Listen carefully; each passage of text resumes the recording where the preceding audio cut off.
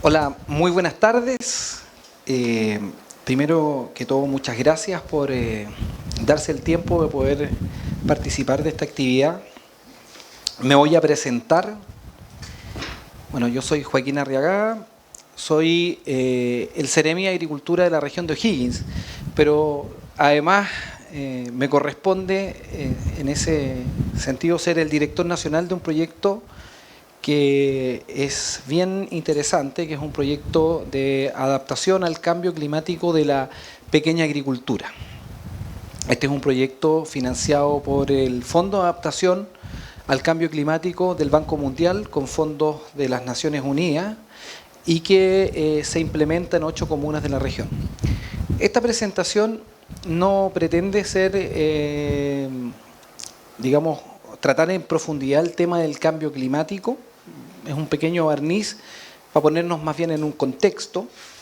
La idea es poder contarle lo que estamos haciendo, contarle de algunas técnicas que estamos ocupando, de manera tal de que poder dejar los invitados a poder profundizar en las técnicas. Nosotros contamos con 9 unidades demostrativas, donde cada una de las cosas que aquí se ven y otras más las estamos implementando, y la idea es poder, a través de esta actividad, poder convocar a muchas personas que puedan ir a conocer lo que estamos haciendo. Les dejamos también en los escritorios algunas cartillas informativas con material que estamos desarrollando. Todo lo que ustedes encuentran ahí es material propio que hemos construido con nuestros profesionales, de manera tal de que podamos darle difusión también a estas técnicas que además tienen la característica que son técnicas que ya han sido validadas y probadas por el INIA y que nosotros estamos implementando y transfiriendo a los pequeños agricultores de la zona de secano de la región de O'Higgins. Partamos, ¿cierto?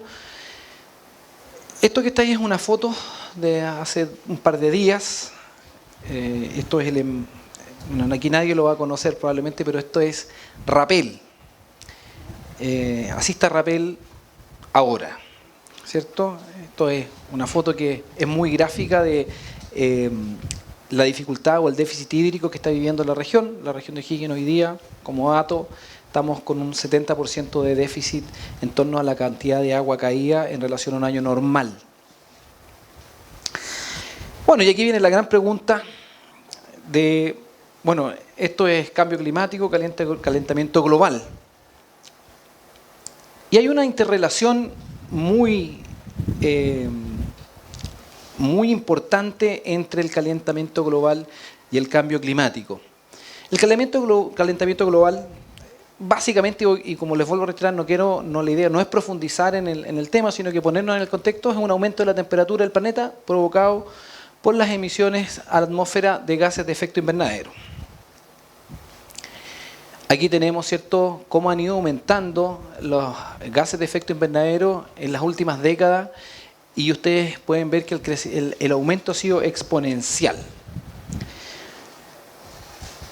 Este es el efecto del gas de efecto invernadero. Cuando nosotros tenemos, ¿cierto?, aumentamos la cantidad de este tipo de gases en la atmósfera, básicamente lo que pasa es que menos gases escapan hacia el exterior y por lo tanto la radiación solar se mantiene dentro de la atmósfera, lo que va provocando un aumento de las temperaturas y generando este efecto invernadero, que es lo que nosotros o se ha denominado por parte, ¿cierto?, de los especialistas. ¿Qué es lo que lo provoca? Básicamente la actividad humana. Aquí hay un gráfico que es muy decidor. Normalmente la población mundial, históricamente, se bordea en torno de los 600 millones de habitantes, con un crecimiento muy paulatino y pequeño, pero justamente a raíz del avance en la tecnología, la salud, ¿cierto?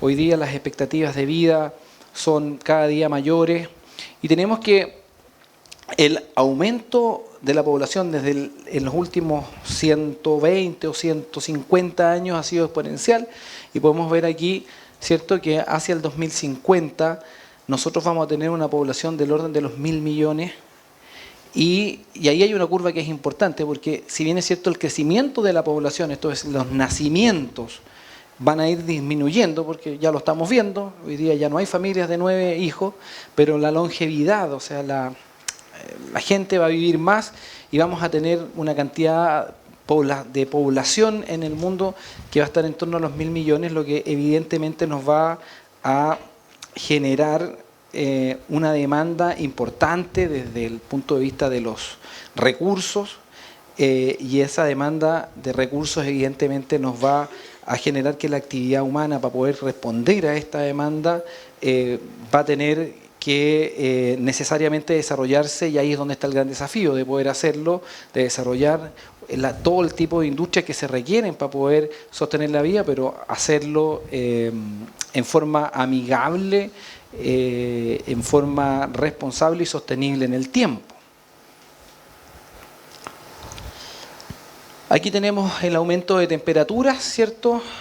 Más o menos, este es un gráfico, 0.87. Nosotros tuvimos el julio más caliente de la historia, según el último reporte. Por lo tanto, estos son hechos empíricos que lo estamos viendo día a día, y es cosa de prender la televisión y ver cómo se están comportando hoy día el clima. Estamos pasando por un proceso de sequía intensísimo, pero que es nada más que un síntoma de un fenómeno muchísimo más grande. Vamos al tema de las emisiones. Bueno, básicamente los grandes emisores de gases de efecto invernadero son las grandes potencias: China, Estados Unidos, la Unión Europea, India. El resto de los países, entre los que está Chile por ahí, un puntito muy chiquitito, representamos el 30% de las emisiones. ¿Y qué es lo que uno tiende a pensar con esto? Hay que, en realidad, lo que nosotros como país, ¿cierto?, podemos hacer pareciera que es muy poco. Porque, claro, si Estados Unidos o China, que son los grandes emisores, no hacen nada, bien de poco va a servir lo que nosotros podamos hacer. Pero en realidad no es tan así, porque evidentemente es deseable y esperamos, ¿cierto?, que las grandes potencias se sienten a conversar, pero en serio, de este tema. Nosotros como país tenemos que también liderar en ciertos aspectos el crecimiento de las distintas industrias, y en nuestro caso de la agroindustria, para poder ser sostenible, para poder mantener, ¿cierto?, la productividad en condiciones cada día más adversas, pero de manera tal de que sea amigable con el medio ambiente, disminuyendo las emisiones. Nos hemos propuesto una meta de al 2050 ser un país carbono neutral. Es una meta ambiciosa, porque cambiar la matriz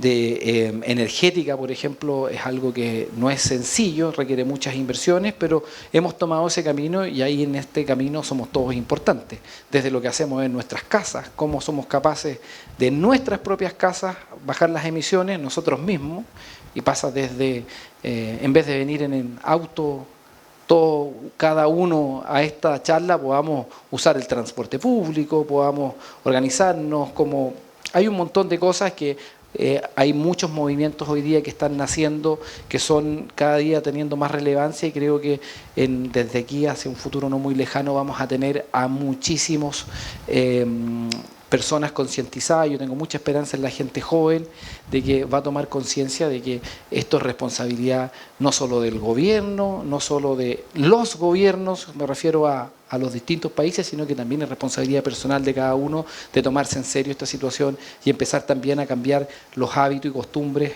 en nuestra actividad diaria. Bueno, esta es la definición del Convenio Marco del Cambio Climático en 1992, que es un cambio en el clima atribuible directo o indirectamente a la actividad humana, que altera la composición de la atmósfera mundial, y que se suma a la variabilidad climática natural observada durante los periodos de tiempo comparables. Esa es la definición formal hecha por Naciones Unidas, y es la que es aceptada, digamos, internacionalmente. Básicamente, para poder ponernos en el contexto, nosotros tenemos una relación entre los elementos, que es la producción, la actividad humana que genera gases de efecto invernadero, ¿cierto? Que esos gases a su vez generan un aumento de las temperaturas, y este aumento de las temperaturas evidentemente tiene un impacto en el cambio climático, que a su vez impacta directamente en las actividades normales de la población, afectando en un sinfín de maneras que vamos a ir conversando en la medida que avanza la presentación. Aquí tenemos una consecuencia ambiental. Esa foto que está ahí es el Polo Norte. Lo rojo era lo que había en una foto, lo que estaba con hielo en 1979. Lo que se ve en blanco es lo que tenemos hoy día. Muchos pueden que hayan visto hace poco un deshielo importante en el Ártico, que corría un río donde era una cantidad de litros que se virtieron al mar importantísimo, y nosotros tenemos la certeza a esta altura de que esto se va a multiplicar no solo en el Polo Norte, y es cosa de mirar la cordillera, nuestros glaciares cada día retroceden más, en la Antártida cada día, ¿cierto?, vamos perdiendo vamos perdiendo masa de agua congelada, y eso es algo que va a tener efectos evidentemente en el clima y va a tener efectos también en las zonas costeras. Vamos a ir viendo los efectos que se han ido observando en el cambio climático: salud, aparición de nuevas enfermedades, disponibilidad de alimentos. Se prevé que pudiéramos tener una menor cantidad de alimentos, disponibilidad de agua, escasez hídrica, eventos extremos. Todos nos recordamos Talcahuano, no recuerdo la fecha, algo que pocas veces, yo no lo había visto nunca, ¿cierto?, en Chile, estas trombas marinas, inclusive un huracán,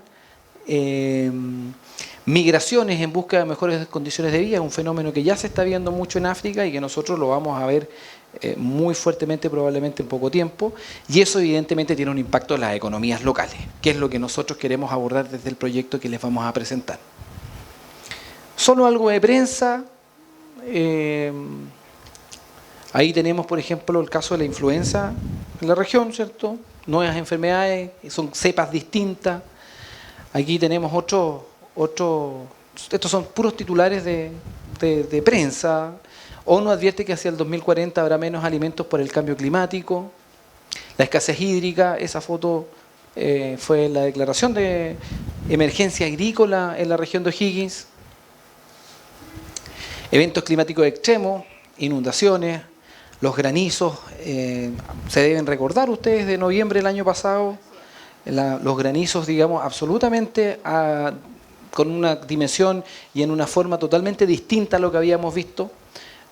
Las tormentas de fuego, o sea, también nos acordamos de lo que pasó en el 2016-2017, y aquí es una foto del huracán o la tromba marina, no sé cuál de las dos fue, en Talcahuano ahora en este invierno.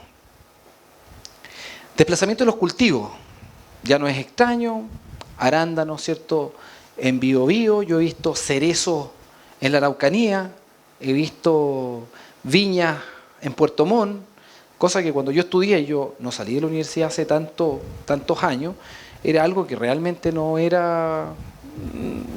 sé si no era posible, pero no se veía más allá de algún ensayo que pudiera hacer en línea o alguna universidad. Y hoy día el desplazamiento climático está permitiendo tener condiciones bastante óptimas para cultivos en zonas donde normalmente no se daban.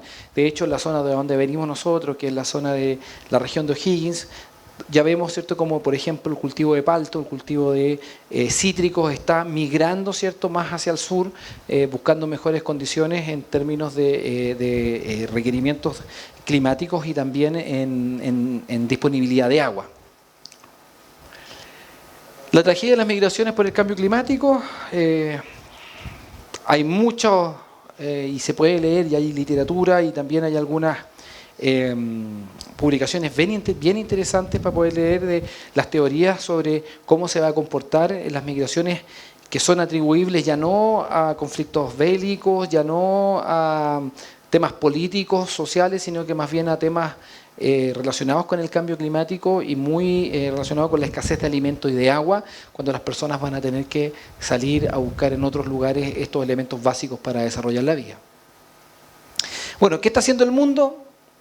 Desde 1979 fue la primera conferencia del clima, se establecieron ciertos grupos intergubernamentales de expertos en cambio climático. En 1997 hay un hito importante que se adoptó el protocolo de Kioto. Desde el 2005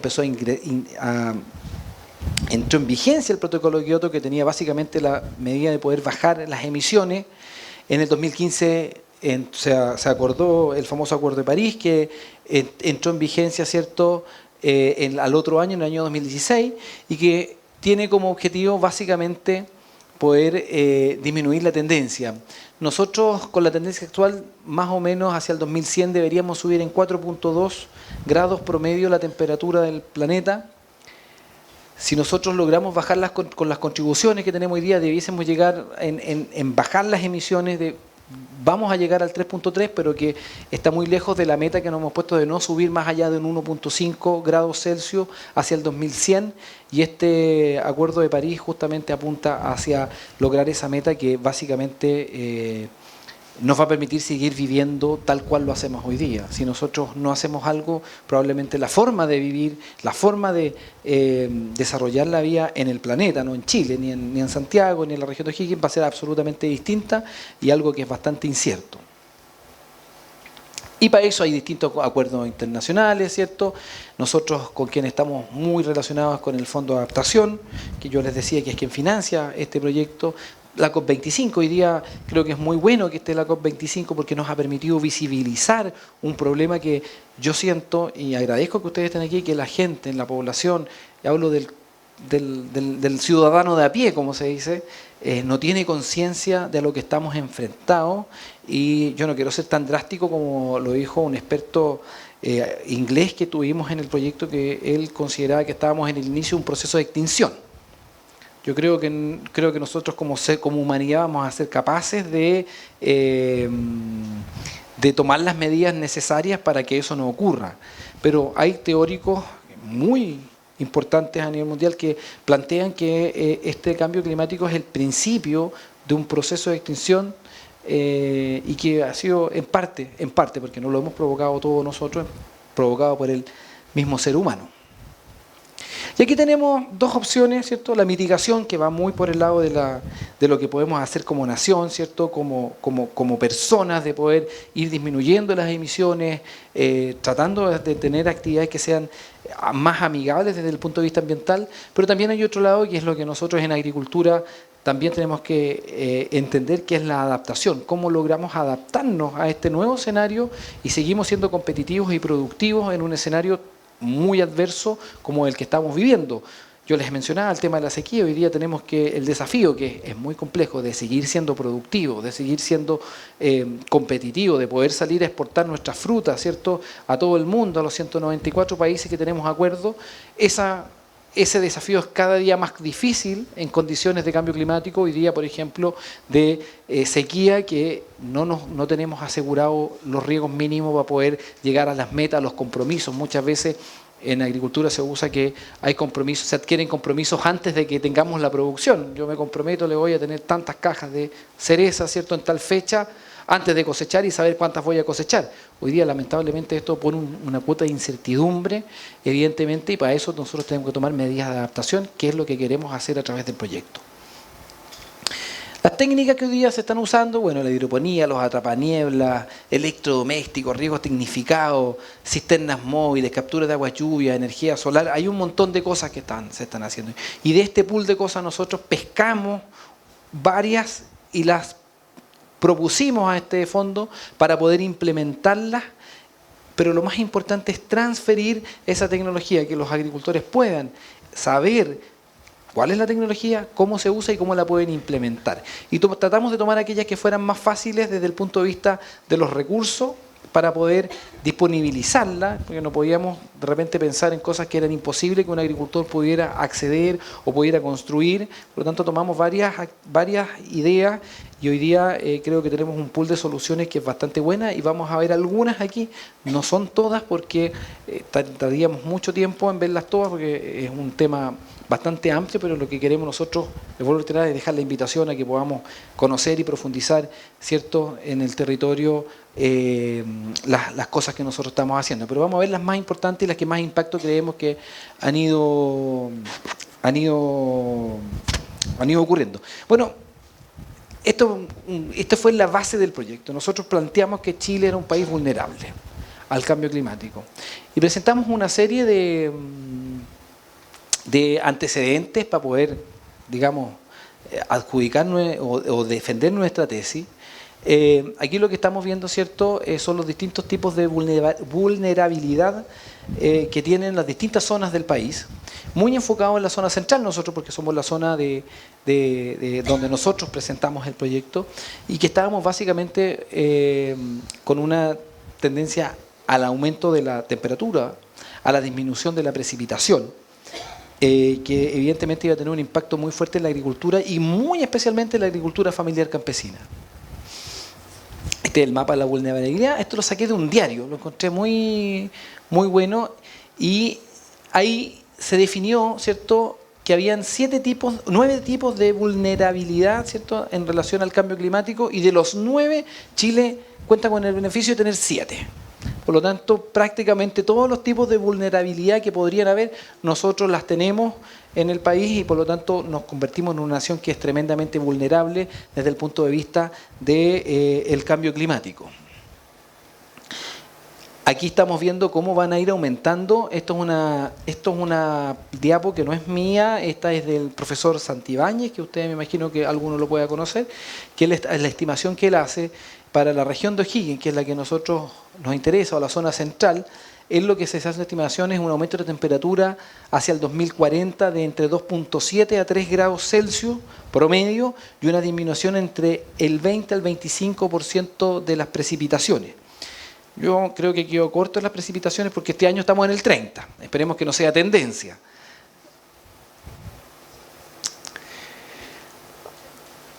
Esto es un poquito de prensa nacional solamente para recordarnos que lo que estamos hablando es algo que además sale todos los días en la prensa. Lo que pasa es que muchas veces no le tomamos atención y nos parece más interesante ver cómo estuvo el partido el fin de semana, la pelea política del momento. Pero está saliendo en la prensa y eso es bueno que los medios de comunicación hoy día estén atentos a lo que está pasando, porque creo que también es responsabilidad de todos, incluyendo los medios de comunicación, de concientizar. Los efectos que está teniendo en la agricultura, lo que está ahí son las declaraciones de emergencia, los documentos. Estas son las últimas 3. Pero hemos tenido una cantidad de declaraciones de emergencia agrícola en el país que no habíamos visto nunca, ¿sí? Hoy día más bien la constante es estar en emergencia. Entonces, cuando uno tiene un presupuesto de emergencia, voy a hablar ya como Ceremi, como autoridad, de una cantidad de recursos X, y resulta que en los primeros 2 meses tuviste que gastártelo porque tuviste aluviones en el norte, nevazones en el sur, lluvias extemporáneas en la zona central, sequía, te das cuenta que en realidad los incendios forestales, la emergencia agrícola está siendo una constante, lo que es, vuelvo a reiterar, un reflejo de una situación que se hace patente día a día y que nos comprueba que nuestra agricultura es vulnerable al cambio climático. ¿Cuáles son los efectos de la agricultura? Básicamente, aumento de las plagas y enfermedades. Plagas que antes no tenían una presión importante o que no eran importantes, hoy día se tornan importantes.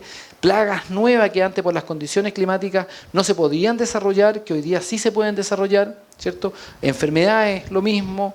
Bueno, evidentemente el estrés hídrico, el estrés térmico, la migración de cultivos, que era lo que estábamos conversando, zonas en las cuales habitualmente era muy común encontrar ciertos cultivos, hoy día a raíz del cambio climático han tenido que migrar a otras zonas, generando un problema en la economía local de los sectores y los rendimientos y la calidad de los productos, que también es un tema que afecta también a la economía local, porque cuando nosotros no tenemos los rendimientos que uno espera, ya hay menos oferta de productos, evidentemente afecta el precio, y cuando afecta el precio ya estamos hablando que afecta a la sociedad completa o a todos los consumidores de los productos que son de primera necesidad, como son las frutas y las verduras. Eh, Básicamente, nosotros hoy día ha ido bajando en la precipitación a razón de 4 milímetros por década en La Serena y 80 en Valdivia. Eso es un dato bien interesante. Y también el número de días de lluvia en Santiago ha bajado de 50 a 32 en los últimos 60 años, como síntoma, ¿cierto?, de lo que se está viviendo. Y el desierto, también hay estadística, está caminando 1 metro por día hacia el sur, o sea, 0,5 kilómetros por año. Se nos viene el desierto, está llegando. Y es cosa de ver cuando uno toma un vehículo y se va al sur, cómo cada día el desierto se va acercando más, y es cosa de sacar el cálculo cuando vamos a tener ya probablemente en Santiago zonas bastante áridas y bien desérticas. Y esto, evidentemente, si uno ve las láminas que están a los costados, puede ver que aquí nosotros tenemos una paradoja bien interesante, porque aún en condiciones de sequía nosotros vertimos prácticamente el 70% de nuestra agua al mar. Entonces yo alguna vez dije, que no les gustó mucho, que Chile no tenía un problema de agua, sino que tenía un problema de infraestructura. Porque si nosotros fuéramos capaces y lográramos usar el agua que tenemos, capturarla, guardarla y usarla cuando la necesitamos, probablemente, aún con una sequía más extrema que la que estamos viendo este año, seríamos capaces de solventar nuestros requerimientos desde el punto de vista hídrico. Y ahí es un desafío que tenemos como Estado, como país, de poner hoy día la infraestructura hídrica en primera línea desde el punto de vista de las urgencias que tenemos que ir cumpliendo para poder un poco subsanar este tema. Lo que está aquí son los años de sequía. Lamentablemente no funciona en la pantalla me voy a acercar. Estos son los años secos, los años normales y los años de lluvia. Si uno ve a principios del siglo XX, teníamos, ¿cierto?, un año normal, 4 años secos, 1 año de lluvia, 4 años secos, 1 año lluvioso. Si nosotros vemos la sequía del 68, vamos viendo el 61, el 61, 65, 64, 65, vamos viendo los años y tuvimos año seco, año lluvioso, año seco, año lluvioso, año lluvioso, año seco, año lluvioso, año normal, año seco. Iba año seco, año lluvioso. Pero si vemos nuestra mega sequía desde 2010 al 2008, nos vamos a dar cuenta que solo hemos tenido años secos. Y eso es un cambio en la tendencia que es importante. Arriba la línea de tiempo que está arriba, en rojo están las grandes sequías históricas que ha tenido Chile, y podemos ver que eran sequías de 2 años, 3 años, 2 años, y ahora llevamos prácticamente 8 o 9 años con una sequía permanente, y lo peor de todo es que si uno ve los pronósticos, no existe un pronóstico que a uno le pueda asegurar que no se preocupen, el próximo año va a mejorar. Al contrario, uno tiende a pensar de que esto se va a mantener al menos por un tiempo, que yo no sería capaz de poder hoy día decirles cuánto. Y esto, bueno, algo, me imagino que ustedes lo han escuchado, ¿cierto? Los fenómenos del niño y la niña este año, ¿cierto? Esperábamos que se pudiera manifestar el fenómeno del niño. Lamentablemente no fue así. Yo lo contaba en alguna radio hace un par de días. Yo me acuerdo claramente, fin de año, el pronóstico de la Dirección Meteorológica de Chile, el año 2019 va a ser un año de normal a sobre lo normal en precipitación, y todos estábamos tranquilos, contentos, por fin un año en el cual va a haber agua. Después llegó un pronóstico, yo diría febrero, no me recuerdo la fecha, este va a ser un año normal. Y nunca me voy a olvidar, principios de mayo, llega el otro pronóstico, este año va a ser un año de normal a bajo lo normal. O sea, pasamos de un año que íbamos a tener harta agua a un año que, nos va a faltar el agua. Y por Dios que nos ha faltado el agua. Yo les comentaba, tenemos un 70% de déficit.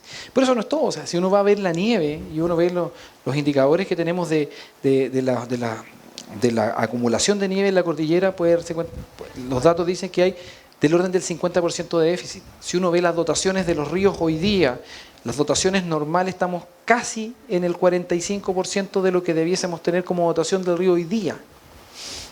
Uno va a ver los embalses.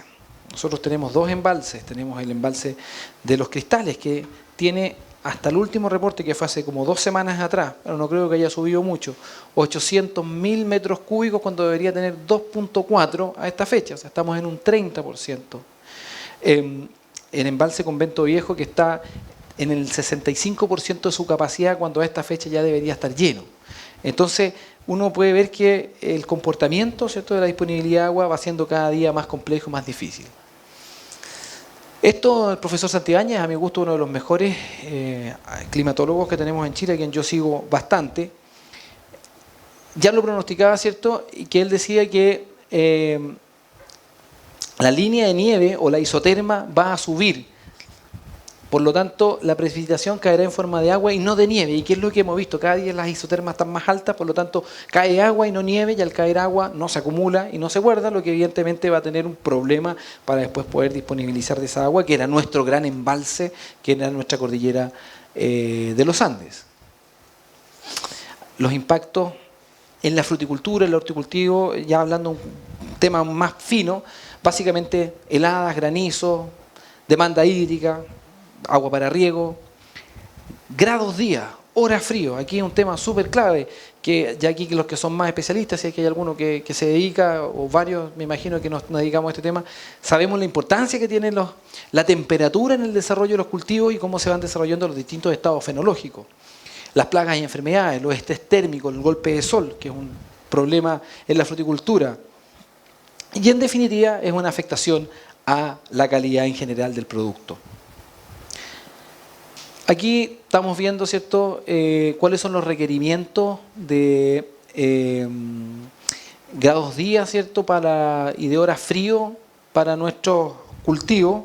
No quiero entrar en detalle para irme directo, ¿cierto?, a lo que estamos haciendo. Bueno, también a efectos evidentemente en la ganadería, no podemos quedarnos solo en los cultivos, la disponibilidad de pradera, cosa de ver hoy día los cerros cada día hay más pelados, menos disponibilidad de forraje. También la apicultura, muy complejo, y son efectos básicamente de lo mismo.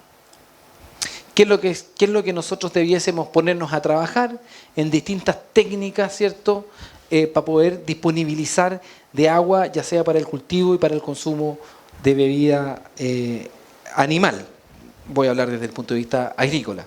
Ahí hay distintas técnicas. Nosotros, de estas técnicas, que son las que nosotros estamos implementando, vamos a hablar de 2 o 3 hoy día, que vamos a decir que son las que más relevantes, que podemos evidentemente profundizar si ustedes quieren en alguna, y que son básicamente la captación y acumulación de agua con una solución hacia la pequeña agricultura, todo enfocado a la pequeña agricultura, lo que estamos haciendo nosotros, la disponibilización de agua en el perfil de suelo, que es otro tema súper relevante, cómo logramos que haya más disponibilidad de agua en el perfil de suelo, también lo que tiene que ver con los atrapanieblas y el forraje verde hidropónico, que es una alternativa muy barata para desarrollar forraje en zonas y en condiciones de sequía.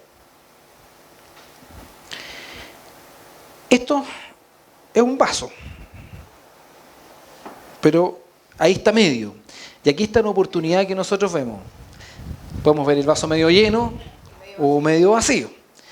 Yo soy bastante optimista y digo que nosotros tenemos que ver esto como el vaso medio lleno. Son situaciones complejas, son una situación difícil, pero si nosotros somos capaces, y eso es lo que queremos plantear, de adaptarnos y seguir siendo competitivos, se nos ofrece una tremenda oportunidad como país para poder generar recursos, para poder meternos en los mercados y poder tener un beneficio económico y social hacia nuestra agricultura y muy especialmente la agricultura familiar campesina. ¿Por qué? Porque lo que nosotros vemos que las tendencias socioeconómicas básicamente dicen que vamos a tener una demanda elevada, o sea, vamos a tener más gente que necesita consumir productos agrícolas, frutas, verduras, alimentos, y tenemos que tener la capacidad de poder tener una oferta que sea sostenible en el tiempo, y ese es el desafío que hemos asumido en el Ministerio de Agricultura. ¿Cómo logramos que en estas condiciones mantengamos una oferta permanente, pero además sostenible y amigable en lo que es producción de alimentos? Por lo tanto, ese es el desafío y eso es lo que nosotros queremos plantear, y nuestro enfoque, vuelvo a reiterar, está muy puesto en la agricultura familiar campesina. ¿En qué estamos? Todo esto parte de la ley del cambio climático, ¿cierto? Los planes de acción. Y en este marco, ¿cierto?, que nosotros se generó una institucionalidad pública a nivel regional, a nivel nacional, es que nosotros detectamos, ¿cierto?, hace algunos años se detectó que había la posibilidad de poder presentar un proyecto para tratar este tema. Y ahí, en conjunto con varias instituciones, la ACSID, que es la Agencia de Cooperación Internacional, el Ministerio de Agricultura, el Ministerio de Medio Ambiente y el INEA, que es nuestro soporte técnico, se presentó al Fondo de Adaptación este proyecto y que nos dio un financiamiento de 10 millones de dólares para 4 años y poder ejecutar este proyecto en la zona del secano. ¿Cuál es el objetivo general del proyecto? Es aumentar la capacidad de resiliencia en las comunidades rurales agrícolas del secano costero e interior de la región de O'Higgins, respecto a la variabilidad climática actual y a los cambios climáticos futuros. Hay tres objetivos específicos que son muy relevantes, porque primero queremos implementar un sistema de creación de capacidades. Nosotros queremos crear e instalar capacidades en el territorio, que los profesionales que trabajan en el territorio, los agricultores, tengan las capacidades necesarias para poder adaptarse. También implementar un paquete de medidas tecnológicas que queden en el territorio, pero que además sean transferibles al resto del territorio regional y también nacional. Y la mejora, ¿cierto?, en la toma de decisiones basada en la gestión de la información. Esos son los 3 objetivos que nos hemos propuesto. ¿Dónde estamos trabajando? En las 8 comunas del secano, que son las que se ven en rojo, que son las 6 comunas de Cardenal Caro, de la provincia de Cardenal Caro, más Loló y Pumán, que es la provincia de Colchagua, que es el secano costero. Me voy a saltar los datos porque son datos que básicamente cuál es la ruralidad, una descripción de la zona, que son zonas rurales muy parecidas a las que vamos a encontrar en todo Chile. Tenemos una institucionalidad, ¿cierto? Esto es un tema que está bien organizado, funciona. Los usuarios básicamente son usuarios de INDAP. Nosotros trabajamos con el perfil INDAP. Y tenemos 2 componentes. Una que es la asistencia técnica y capacitación en prácticas agrícolas, muy orientado hacia lo que es agua y suelo, que son los 2 componentes que nosotros vemos más importantes de poder intervenir, y la implementación de un sistema de información, ¿cierto?, y la gestión de riesgos para la adaptación al cambio climático. La componente 1, como les decía, ¿qué es lo que estamos haciendo? Son técnicas para la adaptación a la escasez hídrica. ¿Qué estamos haciendo? Uno de los temas más importantes, que yo creo que lo vamos a ver todo en Chile, tiene que ver con la compactación de suelo, que impide la infiltración, ¿cierto?, del agua hacia el suelo, lo que evidentemente nos deja perfiles de suelo bastante menores a los óptimos o ideales, y eso nos genera la problemática de tener menos disponibilidad de agua pensando mucho en las praderas, por ejemplo. La compactación de suelo, no quiero entrar en detalles, pero básicamente se provoca también por la actividad agrícola, la actividad humana, mucho con la maquinaria y el pisoteo de animales. Ahí se explica, ¿cierto?, sobre todo los arados de disco que se usaron mucho tiempo, los arados de vertedera, generan los famosos pie de arado, que son placas compactadas en el suelo agrícola. ¿Qué es lo que nosotros hemos implementado? Usar una técnica de arados verticales, ¿cierto?, principalmente cinceles y arados subsoladores, enmiendas, ¿cómo se llama?, de distintos tipos de minerales, principalmente calcio, que permite romper la compactación o ayuda a romper la compactación, y también lo que es la incorporación de material de rastrojos o de materia orgánica al suelo, de manera de poder mejorar la calidad de los suelos.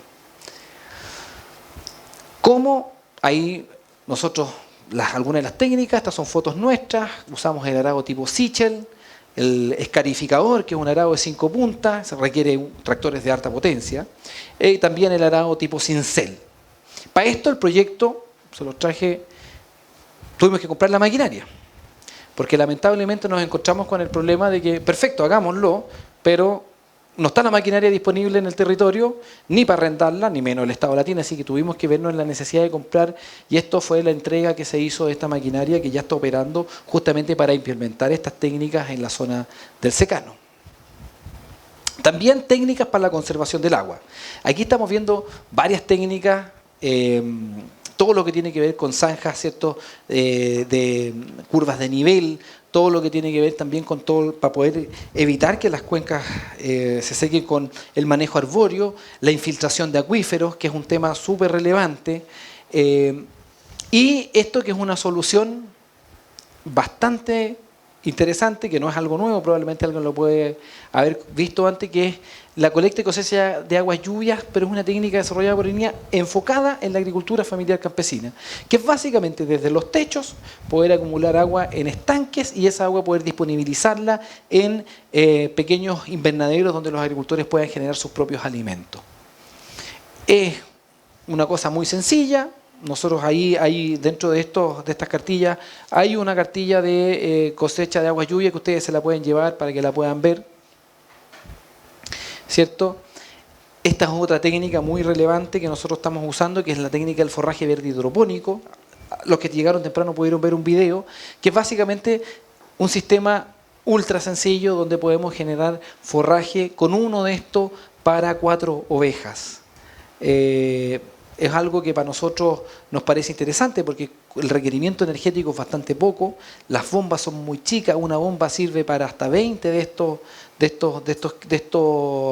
sistemas. Esto tiene un costo del orden de los 120.000 pesos, algo absolutamente asequible que nosotros hemos desarrollado, hemos entregado más de 100 de estos kits a agricultores y la idea es poder aumentar y llegar a una meta que nos hemos puesto de 588.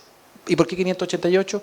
Porque son aquellos agricultores identificados que tienen hoy día deficiencias desde el punto de vista de la disponibilidad de forraje en relación a la unidad mínima animal que ellos pueden tener para poder seguir sosteniendo su capacidad de vivir o de solventar sus gastos familiares. También hemos implementado una red meteorológica, ¿cierto? Y esto lo estamos haciendo. Mañana vamos a tener otra capacitación del proyecto donde vamos a hablar precisamente del sistema de red de monitoreo climatológico. ¿Qué es lo que estamos haciendo? Hemos implementado estaciones meteorológicas automáticas, desarrollamos una técnica de las mesas agroclimáticas que básicamente lo que buscan es poder disponibilizar la información, pero en un lenguaje que los agricultores entiendan y ver además cuáles son aquellas cosas que se requieren para el territorio, porque a lo mejor no todos los datos que nosotros logremos tener son interesantes o necesarios para un cierto territorio. Y además la agroclimatología es un lenguaje complejo, difícil de entender las relaciones, por lo tanto desarrollamos las mesas agroclimáticas que tienen generar boletines agroclimáticos que le permitan semanalmente tener un pronóstico, pero acotado ya no ni a la región ni a la provincia, sino que al sector y a la comuna, y que le permita a los agricultores tomar decisiones. Estamos trabajando todo lo que tiene que ver con la medición de los pozos para ver cómo se comportan los acuíferos y evidentemente todo esto desarrollando un montón de capacitaciones muy enfocados en los técnicos, entendiendo que son aquellos que tienen que ir transfiriendo esto a los demás agricultores. ¿Cómo hacemos esto? Bueno, ahí aparece algo, estamos haciendo un mejoramiento genético usando energías renovables no convencionales. Ahí están una foto de uno de los invernaderos mejorando praderas, pero muy fuertemente lo que más hacemos es capacitación. Tenemos la misión de capacitar miren, no me recuerdo el número, pero tenemos la misión de capacitar a algo de 5.700 personas que logren, es muy ambicioso, poder implementar, no sé si la palabra correcta es implementar, pero al menos empaparse de esto y conocer las técnicas que hoy día nosotros estamos implementando, y por eso la invitación que nosotros le hacemos es a que vengan, se contacten ahí en las mismas cartillas, están los medios de contacto para que ustedes puedan ir a las 9 unidades demostrativas que nosotros tenemos, en las cuales cada una de estas cosas y otras más las tenemos implementadas y se las podemos mostrar en mucha más profundidad. Nosotros contamos con muchos profesionales, desde doctores en mecánica de suelo, doctores, ¿cierto?, en riego y en varias especialidades, médicos veterinarios y especialistas en agroclima que les pueden dar, digamos, cada una de las temáticas que hoy día les presentamos con mucha más profundidad. Así que a todos aquellos que trabajan en Provesales o en algún ministerio o relacionados con esto, felices, nos avisan, coordinamos y pueden llevar delegaciones y nosotros tenemos la mejor disponibilidad de recibirlo. Estamos trabajando con la comunidad, hemos generado convenios para poder ir aumentando, ¿cierto?, la capacidad de influir, ¿cierto?, con INDAP, con FOSIS, con la CONAF, con el Ministerio de Educación, con el Gobierno Regional, con la Asociación de Municipios, ahí me falta el PRODEMU, y hay varios convenios que tenemos justamente para poder implementar esto en el territorio. Los desafíos del futuro, para ir rápido, porque ya me están diciendo que se va a acabar el tiempo, para el mundo agrícola, formación de capital humano y sensibilización de la comunidad, eso es clave. Nosotros pretendemos básicamente eso, nosotros no podemos ser tan pretenciosos que en 4 años vamos a solucionar el problema, pero si logramos sensibilizar y formar capital humano, creo que hemos cumplido el objetivo que hemos propuesto. La conciencia ciudadana, la construcción de barreras para conservar el agua, un ordenamiento territorial clave. Nosotros hemos estado trabajando mucho con el Ministerio de Vivienda en ese sentido, el uso de las energías renovables no convencionales, la investigación clave, ¿cierto? Y la inversión, evidentemente, en obras de riego o infraestructuras de riego. Para terminar, esto es lo que no tenemos que hacer, ¿cierto? Nosotros tenemos que ir todos juntos hacia el mismo objetivo, no podemos ser como una gaviota que va en contrasentido. Aquí tiene que haber una coordinación pública, privada, que es clave para poder desarrollar algo que va más allá de la agricultura, que va más allá de lo que nosotros como Ministerio de Agricultura vamos a hacer, que es cambiar los hábitos, cambiar los paradigmas, y eso no se hace en 4 años, no lo hace un programa ni menos con 10 millones de dólares, que pudiera parecer mucho dinero, pero no es nada en comparación al tremendo desafío, porque de lo que estamos hablando aquí es cuáles van a ser las condiciones de vida, cuál va a ser la forma de producir en los próximos 100 o 150 años, y para eso no podemos estar pretenciosos que a través de este proyecto lo vamos a solucionar, pero queremos ser un aporte y al menos poner la primera piedra, y queremos invitar a mucha gente a profundizar en el tema, invitar a mucha gente a sensibilizarse y invitar a mucha gente a desarrollar la investigación que se necesita, a meterse en el tema y entender que el cambio climático hoy día es una realidad de la cual simplemente nos toca hacernos responsables, y cada uno en su puesto, cada uno en su posición, en el frente de batalla, tenemos que colaborar para mitigarlo y para poder adaptar, ¿cierto?, las distintas técnicas que se requieren para poder seguir siendo productivos.